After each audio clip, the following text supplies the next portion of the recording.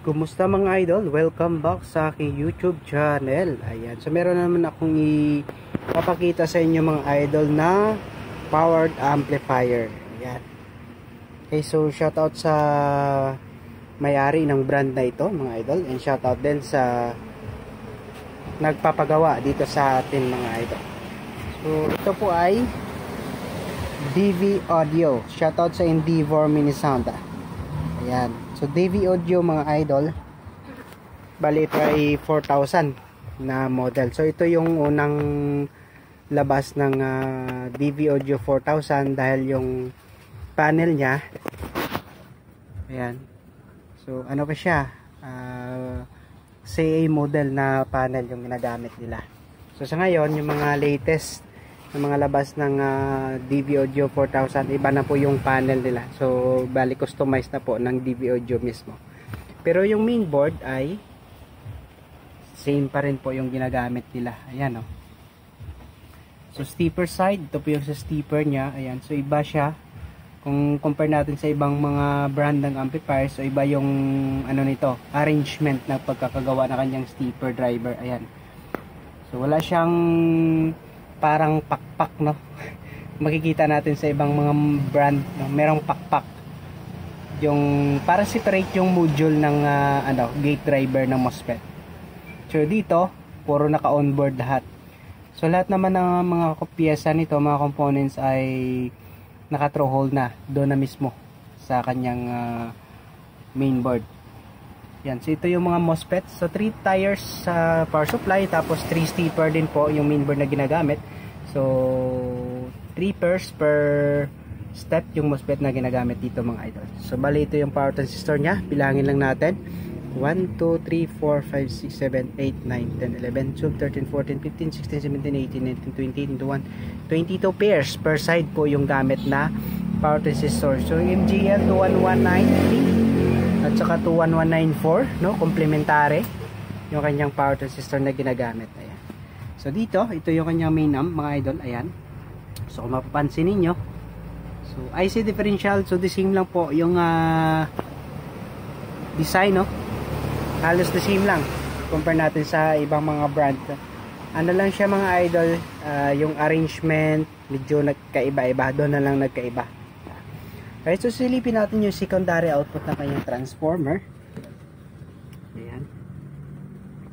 Ayan, so nakikita ninyo mga idol, so 162 yung high rail nya, so 54, 108, 162 yung kanyang power secondary output na kanyang transformer. Ayan. So ito, so malaki yung kanyang transformer mga idol. Ayan. So capacitor, so bali 16, 8, 12, 16, 20. Yes, 20 pieces yung kanyang capacitor na gamit. Tapos 15 may 1000 microfarad, 80 volts. So ito lang po yung mga ano niya, ito po yung gamit niya na capacitor. So I think sa mga latest, mga bagong labas nila naka 100 volts na yata at saka 22,000 microfarad. Hindi lang natin nasilip yung mga bagong labas ng DV Audio 4000.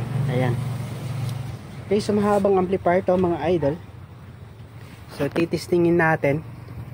So bali dinala sa atin ni Sir for revise. Ayan.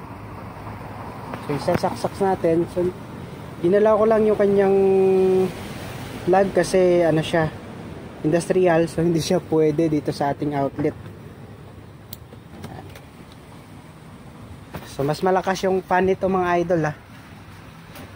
Hindi lang tayo maka-sound check ng matagal kasi nga yung mga piniplay natin na music ay copyright. Power natin.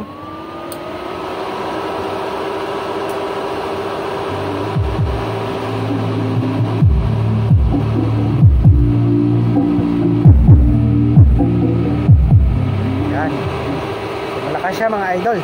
Hindi lang natin masyadong mababad yung music natin dahil makaka-copyright tayo.